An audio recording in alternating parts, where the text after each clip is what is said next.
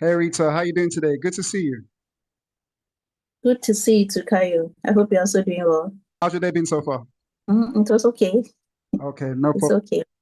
Today's topic, we're talking about African families and how generational wealth can be built within African families. So I want to start by asking you, Rita, like when you think about relationships, what comes to your mind when you think about the purpose of relationships? So for for instance, for me, I would say that you have to look at the benefit that you begin, aside from the fact that a lot of people believe that we are getting married to have kids and raise them.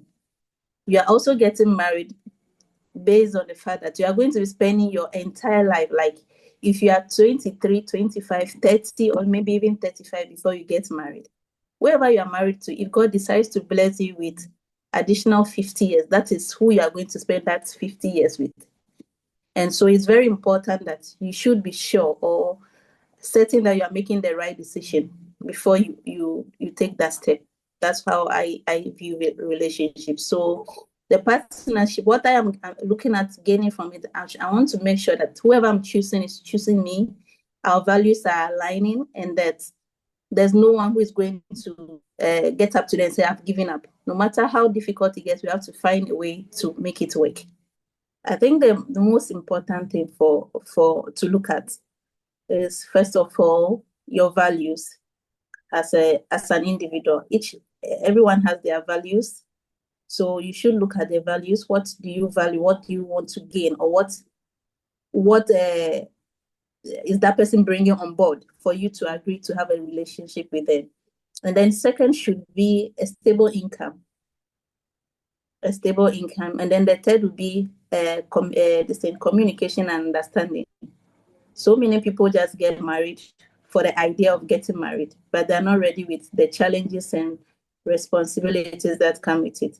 So if you are choosing to make a lifelong partner or take a lifelong partner, someone you are going to be spending the next 58 with, you have to do your homework and be sure that this is who you want to be with, their values align with you, and that you are not going to regret in a few years' time choosing to be with that person. Those are the things that I will look at here.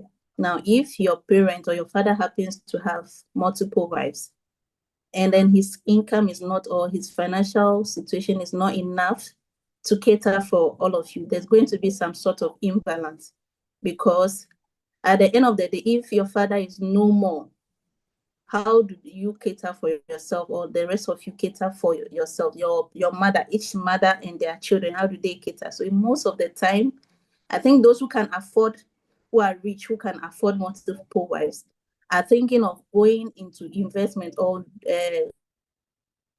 people that they know that in the long run their resources will be enough for the number of children they are going to have. So I think in the Ghanaian system, in the past, where people used to have multiple wives and it was okay, now I don't want to use the word people are learning sense, but like people are becoming more wiser and thinking of investing in ways where their children's future is also secure, or securing their children's future, making sure that everyone has a stable or source of income or stable future before the life decides to take them away from them. Do you understand? So yes, you might see someone, like, excuse me to say, like say Kwame Despite, right? Somebody like him who has all the resources or the money available to him, it would be expected of him to go in for at least 4 or 5 wives. But maybe that will not be the option for him, because he is also looking at expanding his businesses, making sure that he has enough income and financial stability for himself and the children, and then even maybe opening doors for other people to also benefit from. So I think that anyone who decides to go into a relationship, which we have mentioned earlier is a partnership, should be looking at these things: how much they are earning, what they are going to be investing in a relationship, if that amount they are earning is enough to cater for solve their needs before even getting married, and the number of children they intend to have, how much they think that would how much they are going to invest into raising those children, and even if there will be enough savings for them to put aside for other needs. And then if you also choose to go in for multiple wives, then you should also be looking at the fact that you have the finances or the resources to be able to sustain that lifestyle, and make sure that at the end of the day, you don't regret your choices. If you think that you have it and that you can take care of all the 4 wives or multiple children, no big deal. I think nobody will judge you, because there are so many religions in Ghana that don't multiple spouses.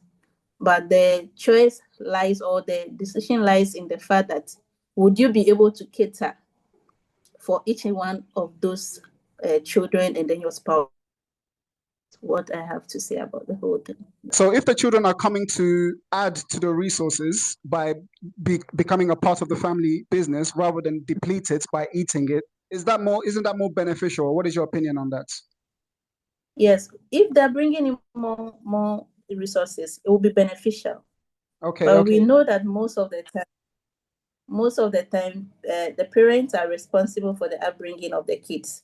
So I think the agreement will be based on what are these children bringing. If you're saying the children are coming to add up to the resources, how are they adding up to the resources? That's the question we should be looking at. Right, right. That's the correct question. There's an expense of educating them and putting them into education. But as they grow, they must contribute. Nobody is going to access the inheritance without contributing to it. So if you have a family business set up, things like having a trust in place allows there to be a structure. Children are looking for inheritance rather than contributing before inheritance. So I also wanted to talk to you about our nature as men and women, right? Yeah, in terms of our biology, what comes natural in terms of our biology when we look at polygamy and monogamy? What comes natural? Yes. I think a lot of people are polygamous in nature, right? Yes, but the let me say, should I say the consequences of being polygamous has its ups and downs, and so everything is a matter of choice or decision, right? So if you decide to be polygamous, you should be looking at whether the end result isn't going to affect you anyway. Are you going to be reaping good benefits at the end of the day? And if you choose to be to have only one wife, then that one too also need to look at, is it going to benefit you or is it going to cost you? I want to make an example, right? For instance, let's look at these recent issues here in Ghana. The very first one will be the very popular one, this musician Daddy Lumba's case, right? Yes. You see, even though the circumstances surrounding the whole story may push people to support the idea of him being polygamous or having 2 wives, the question still stands that look at the drama that followed us, that whole will, who is deserving of the properties, who is not deserving. Look at the drama. Now let's even put the drama aside.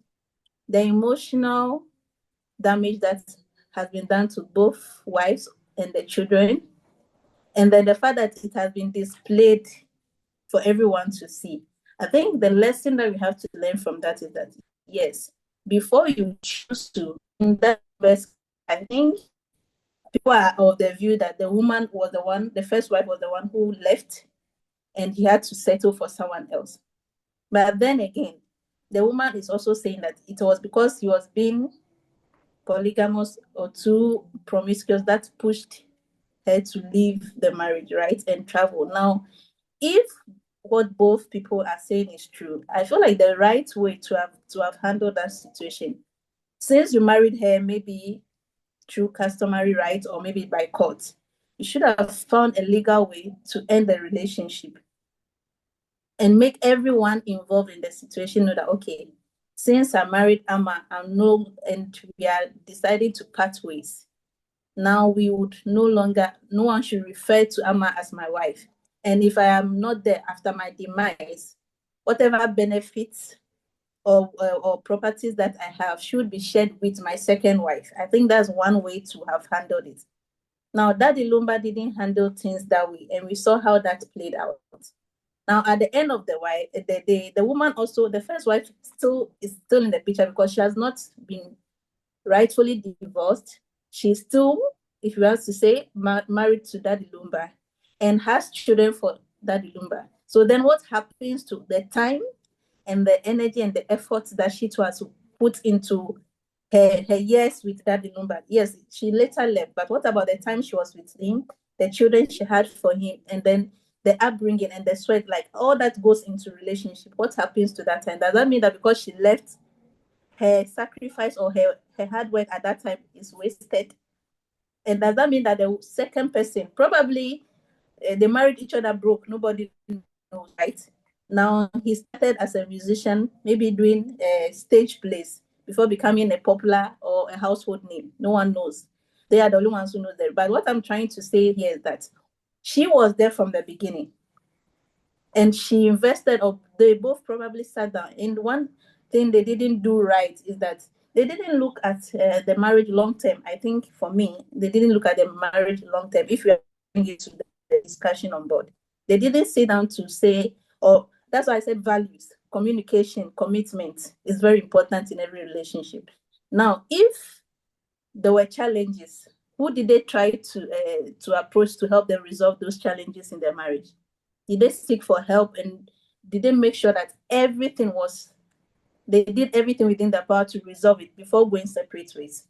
Probably they didn't. If they did, the woman the first wife would still be claiming that she's married to the man, and she has also invested her time and effort into the marriage. So she's also supposed to have a share in the property. So if you are an individual there out right now and you are thinking of being polygamous or choosing one partner, these are scenarios that I think everyone should be looking at. The second is just the just ended one, a covenant issue, right? Where the sisters and then someone shooting.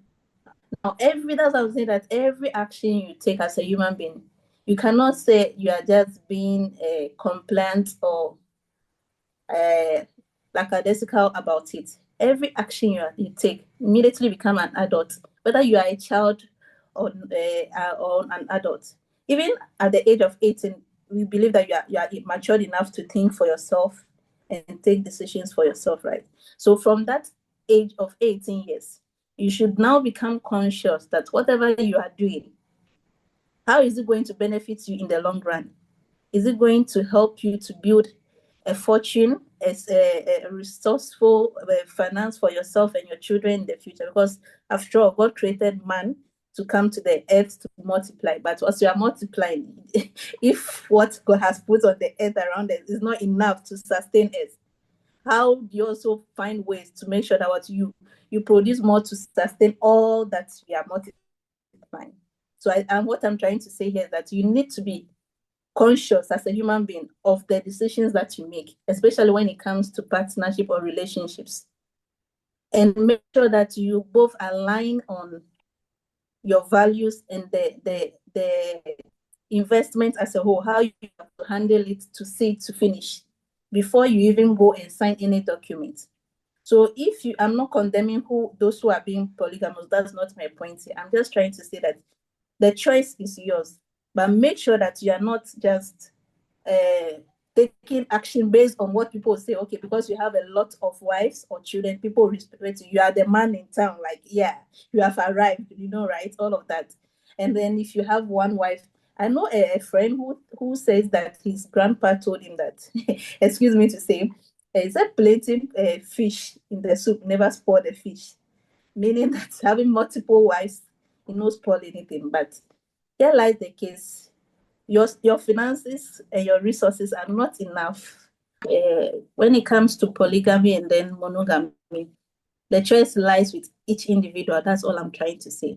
Whatever you decide to do, whether you choose to be polygamous going for monogamy, whatever you choose, just make sure that, because every relationship, as we stated, is a relationship. It's an investment. So just make sure that at the end of the day, your investment doesn't go bankrupt or makes you to go bankrupt, right? And that you are benefiting something out of it at the end of the day.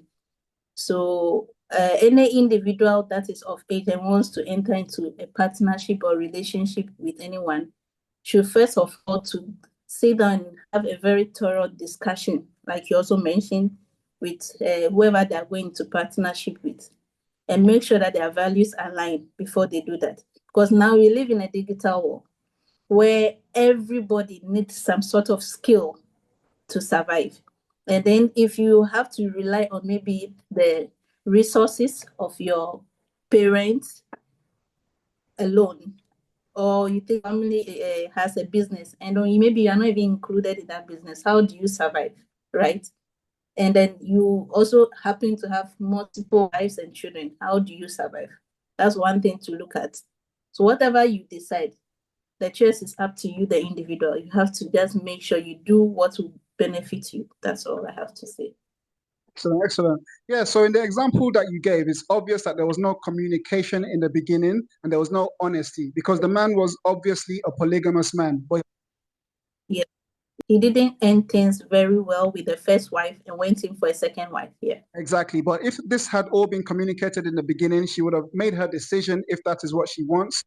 Now, to do with the inheritance of the children, if he had already put a trust in place, stating who is going to inherit what and why and what they must do to inherit it, there will be no confusion. Yeah. That eradicates all of the unnecessary outcomes that we're seeing in that situation. So I think that in relation to what you are saying, every individual has to just think of this simple analogy. Okay, so like imagine that you have one garden, and then that garden you've planted some fruit or let's say crops in that garden, and you have one bucket of water. So if you have one bucket of water and it's just one garden, then that bucket of water can be able to what? Be sufficient for that one garden. Now here lies the case. You have multiple gardens or 2 or 3 gardens and still one bucket of this thing, right? And then you are still using that one bucket to water the multiple gardens.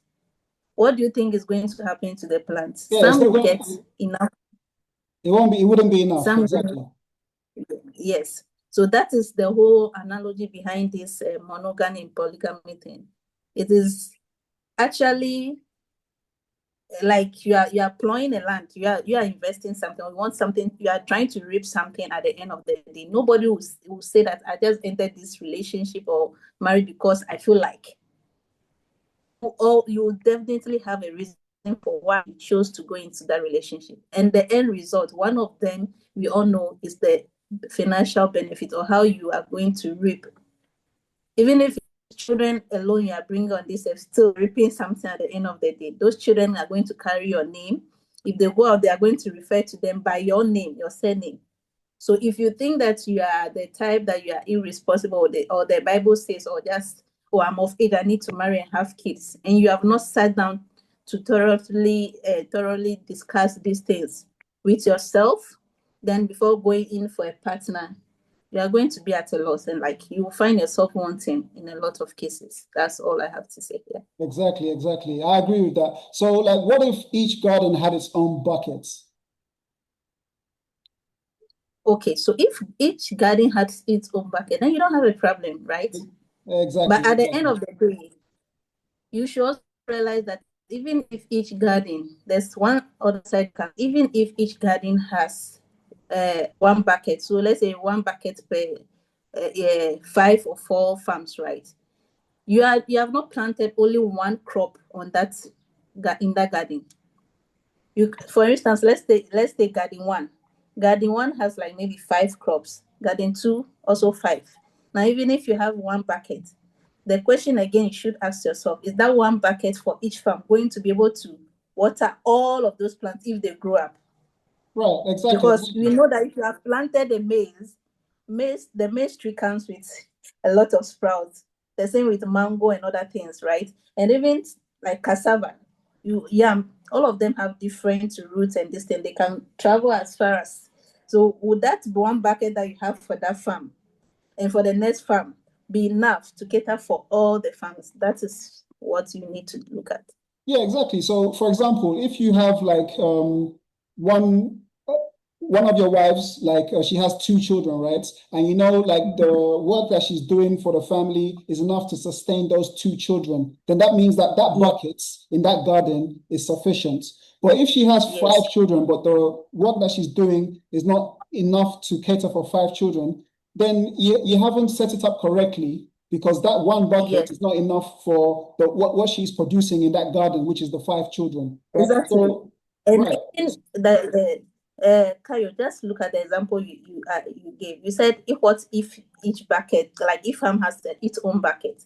Now, even if each farm has its own bucket, you still have to sit down and decide. Okay, so for farm one, we are going to have only one crop or two crops, so that the amount of water you are having in that bucket for allocated for that farm will be enough. Right. The same with farm 2, the same with farm 3, and so forth. Yeah, exactly. You get it. So I feel like, yes, at the end of the day, and then if those, let's say a year comes by and you want to rotate, you are going to say, okay, since I planted orange in farm 1 and it has reaped more for me, or it has brought in a lot of benefit, it means that maybe what the yam or the orange is giving more benefit. So you'll be probably what go and plant orange in the next farm or in the next 3 farms also. What about then the rest 2 that have not yielded anything for you? You do those 2. All right. So you're saying like if there is surplus in one farm, it can, Yes, that can actually work very well because if there is surplus with one wife and yes, there is unity in the family, in that season, it can support the other place that did not produce as much. But when there's too many children per yes, woman, you now have a yes, problem because you have not set up the business enough to cater for each wife and her children. So the better the business gets for each woman, the more children she should be able yes, to have. But if she's having more yes, children before more money is coming in on her side, then it's just going to yes, cause problems and she's going to become a burden for everybody else. So if everybody's doing the same exactly, thing, yes, then you can have even more, the man can have even more wives because the structure is set up that the yes, system is feeding itself. But what you see is the man just having his resources and trying to feed everyone. Everything is depleted. Everyone is looking for inheritance and everything just yes, disappears. That's what I'm saying. So yes, when you have a trust in place, yes, you have like businesses allocated for each woman, right, and her children, and not having more children than yes, what she can sustain in each setup. That's how you can continue to grow yes, the family without problems. yes, that's how you can continue. Yes. Exactly. And Yeah, then yeah. I want to add one last, there's something I would like to add with the statement you made earlier where you said you are bringing in the children to add to the resources. Exactly. Now let's look at it in layman terms. So if your children, how do you make sure the children you are bringing in add up to your resources? That is, even if you have a family business or a trust fund, like you are saying, you have to make sure you are able to equip each and every one of these children with the right skills to be able to manage the funds and expand it for you. Because if the fund is just lying there and the children have the skills, or you have the children but they do not have the skills or the awareness to manage it, at the end of the day you are still going to run into a loss. So Okay. yes, it's good to have multiple wives, it's good to have multiple children, or even 1 or 2, whatever you decide on is fine. But we are just trying to let people know that at the end of the day, you have enough ways, or you discuss all the possible ways that you can equip your wife, your children, and yourself to broaden or to make sure that your income, source of income, financial income grows and expands more than what you started with.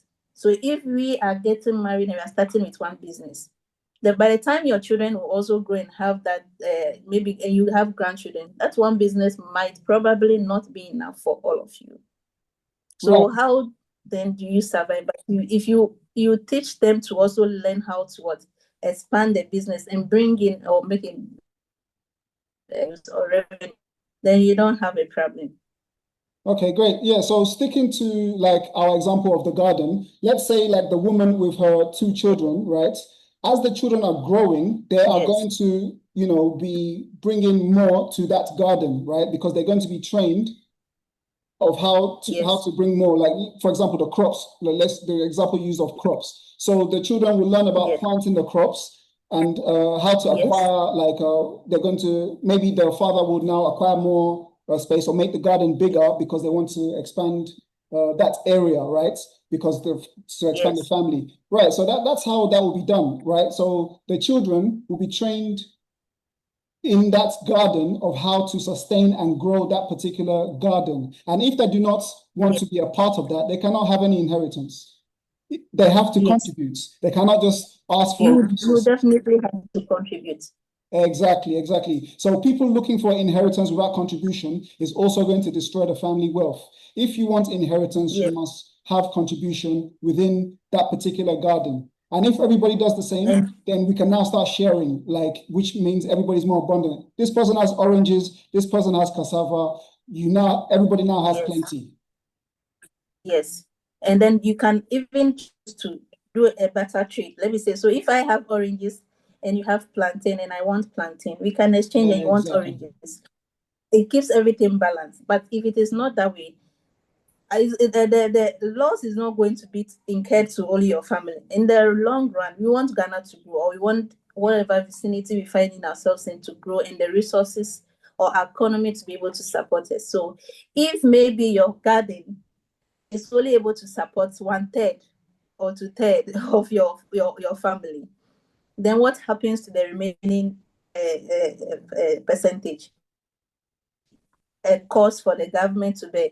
And if the government has also not made expenses towards that, then we have cases of unemployment and all that we are seeing now in the system.